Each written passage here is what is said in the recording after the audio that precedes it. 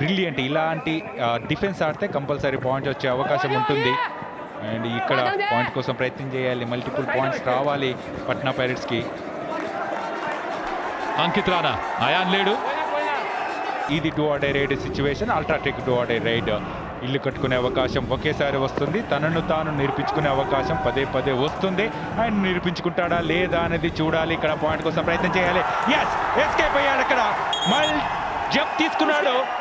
అంకిత్ రాణా నుంచి మరొక పాయింట్ లభిస్తుంది. అది కూడా do or die raid situation లో పాయింట్ తీసుకొచ్చాడు. అండ్ ఇది అడ్వాంటేజ్ తీసుకోవాలి Patna Pirates. And super tackle situation. And ఇక్కడ ట్యాకిల్ అయితే కనుక దబంగ్ ఢిల్లీకి 2 పాయింట్స్ లభిస్తాయి. లేదంటే 2 పాయింట్స్ ఏమైనా తీసుకెళ్తాడా? ఇది మామూలు జంప్ తీసుకోలేదు. మల్టీ రైడ్ పాయింట్ తీసుకెళ్లాడు. ఆల్ అవుట్ పాయింట్ సాధించాడు.